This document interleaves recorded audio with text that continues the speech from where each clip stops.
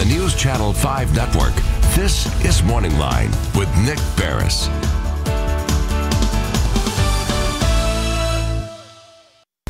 Good morning, everyone. Thanks for joining us on the Morning Line on this Wednesday. A good show on tap for you. You know, oftentimes we bring experts on to talk about ways that you can improve your life, okay? Everything from, well, investments, okay, and planning for the future to a biggie for me, of course, is your health and dietary habits and how you eat and where you go. And we've got plenty of local experts, and then we have every once in a while some national experts that come through, or international experts even that come in with new ideas and share that with us. And they're in town. And what we're going to do this morning is open up the phone lines for you to have an opportunity to talk with our guest, who I guess first one on Talk of the Town. That's fine, but now he's on the flagship here on Morning Line.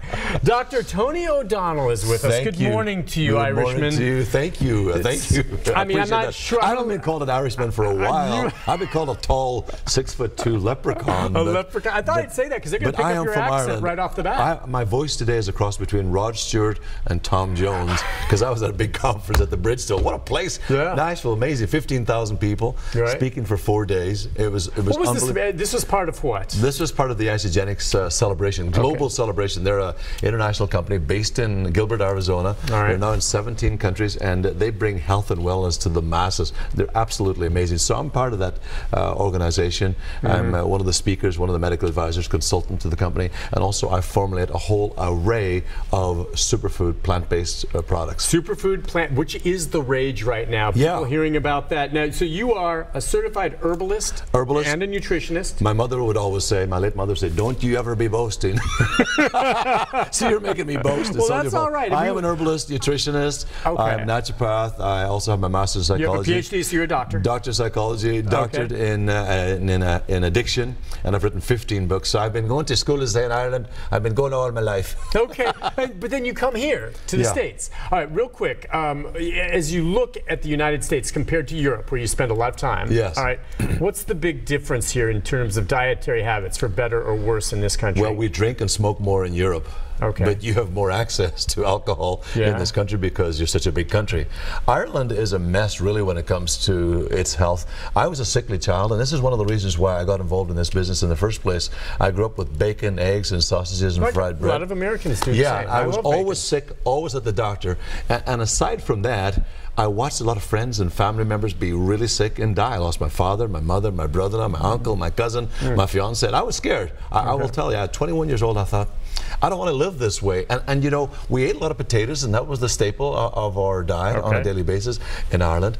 And it was good. I was poor, but never hungry. Hey, by the way, a potato by definition isn't necessarily bad for you. No, not at all. It's good. It's what you put on it, but potatoes can be quite good, can't they? Potatoes are really good source of carbohydrates, good source of protein, good source of starch, so it fills you up, so it keeps you full, satiates. The challenge is we fry our food. We're the most overfed, undernourished, over-medicated nation in the world. We write more prescriptions, not only in Europe, Ireland in particular, but in North America, we write more prescriptions than the entire world combined. I didn't like that medical model. I didn't like the starchy foods. I didn't like the heavy foods. I didn't like the fries. It was making me sick. I was always at the doctor.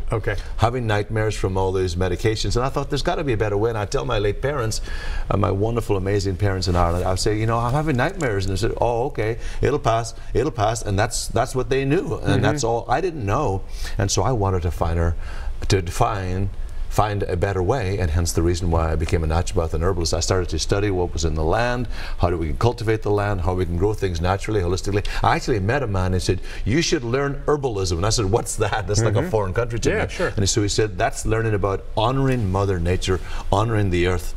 Hence the reason why I became an herbalist. And you're a vegetarian now. I am a vegetarian. I'm almost 60 years young, and I feel like a kid. And you have all that. What'd you have for breakfast? I had hummus, organic hummus. Which I love hummus. It's wonderful. And lettuce? Did you say I had lettuce and hummus for breakfast. I also had a protein shake, one of my own protein shakes. So I eat a lot of plant-based food. I eat every 2.5 hours. Mind you, I became a vegetarian about 25 years ago. I found it exceptionally difficult initially. So I eat every 2.5 hours to stay stabilize my blood sugar, to give my body the right nutrients. So protein is really important when you switch out from a meat-based diet. So I honor people who eat meat. The problem is it's what we are doing to our animals, what we're doing to our environment. We're spraying pesticides, herbicides, insecticides. We're not treating our animals humanely, and hence the reason. So in Ireland, for Lent, we would go off milk.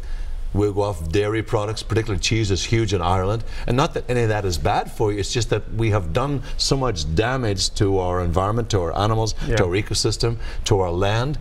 We have poor crop rotation, we have pesticides, herbicides, and insecticides. We have little balance, and hence the reason why we have a sick culture. Do you drink on occasion? I do not drink at all. So you will not. So you would not have a glass of wine or something along those lines? Here's what I would do, yes. Okay. Occasionally I would have a glass of wine, but I do not drink and I do not smoke. Okay. I wasn't even going to ask you. I know for sure you don't smoke. But some people, you know, I mean, smoking across the board is bad for you, period. End of story. Well, yeah, of course. Now, drinking, if it's in moderation, I'm curious, because I will have a glass of wine once in a while. A glass of red wine with no nitrates are actually really good, particularly if it's organic. Okay. So occasionally, if I have family and friends in from Ireland, I'll have one glass or a half a glass of red wine because it has resveratrol. Yeah, that's right. And Jacques Mescalier, that's a wonderful word, Jacques Mescalier from the University of Bordeaux in France, he discovered that in and around Bordeaux, France, there's an abundance of grapes with resveratrol or anthocyanidins or proanthocyanidins. These are the active components, just like what you find in tomatoes, lycopene, which is very good for the prostate, also very good for the eyes, great source of beta-carotene and vitamin A. So he found that it had resveratrol. This resveratrol actually acts as a rotor-rooter for the arteries and reducing oxidative stress and cleaning up the blood flow and helping your lymphatic system, and also becoming a very powerful antioxidant. So hence the reason why I take resveratrol in capsule form. One capsule is about 30 glasses of wine. That's right. You have to, that's what you need. You can't drink enough wine to get the resveratrol, right? Yeah, so balance, all the time. I always tell people, lead a balanced life. That means prayer, which is very strong in my life. The spiritual side. The spiritual side. I'm a strong Irish Catholic. I meditate a lot. Okay. I'm in prayer a lot because I am so grateful. I'm grateful to you. I'm grateful to Nick. I'm grateful to Marilena. I'm grateful to all the people here at Channel 5 in Nashville. I'm grateful for my life. I'm grateful for America. We live in the most amazing country in the world. We have so many opportunities. We're free. We have choices. And I always tell people, you are your decisions. You shape your life by your decisions. I had so much sickness, as I mentioned momentarily in my life in Ireland. I don't want to live that way anymore. Right. I wanted longevity. I wanted to be lean, be fit, and be healthy, have decent skin, take care of myself. And I had the opportunity to meet some of the longest lived people in the world. They're not on ding-dongs or donuts or big gulps or french fries or soda pop. They're on live whole foods. Because here's what I discovered. The further away you get from nature, the sicker you become. Yeah. And the closer you stay to nature, the healthier you become. And when you heat your food, you destroy enzymatic activity and consequently the future life of the plant. So hence the reason why I do these plant-based foods. I detox. I use the sauna.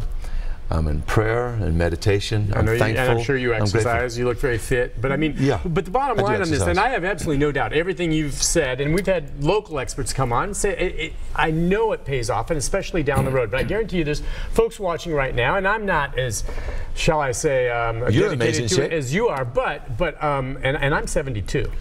You look unbelievable. Yeah. They've been telling me around the studio that you are a crazy man about superfoods. Well, sometimes I am. But hey, this past weekend, Rick and I, we grilled barbecue ribs. All right? And I know Rick had some bacon, eggs, and sausages last time he was in Ireland. But there are folks out there that I understand. You said you had a lot of health problems because of what you were eating, and maybe gluten and everything else.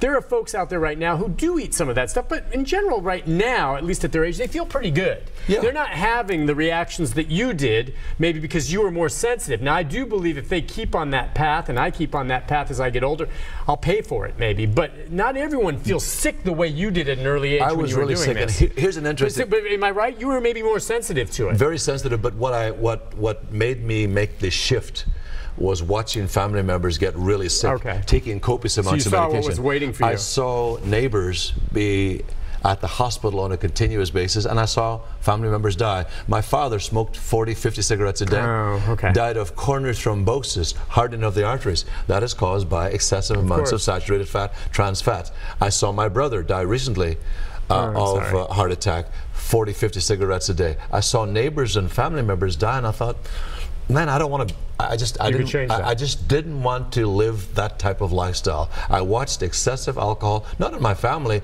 I used to be a DJ in the nightclub business. Oh, I can see it. Paid for my, paid for my college tuition. Yeah. I was a top 40 disc jockey. I was on the radio and interviewed all the American acts that would come to Ireland, all the various bands in Europe, and I would see the cigarette smoke, and I would see drugs as well. But I didn't do it. I just didn't want to do it. I was nervous of it. I heard bad things about drugs and alcohol and all these things. So when you experience that negativity in your environment, you have a choice.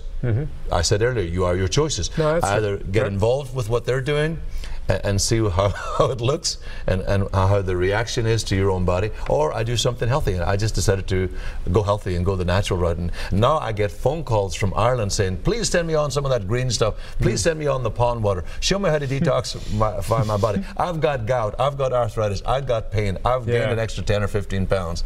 My grandma, she always says to me, son, she would say, son, I get enough exercise just trying to stay out of the way. And she's older, and that's it, just moving around. Moving around. Well, listen, hang on. We got to take a break on that. And when we come back, I want you to continue with your thoughts. We're going to take some phone calls as well. And you have to share your mantra for success. Yes, of course. Will you share that? I mean, sure. Absolutely. Coming back, his mantra for, and some of your questions, 737-7587. Are you taking vitamins? Do you have questions for him about maybe CBD? Do you drink coffee? I haven't asked him if he likes coffee or not. Or if that's, we'll get into all of that. And as I said, your phone calls right after this. Stay with us with Dr. Tony O'Donnell.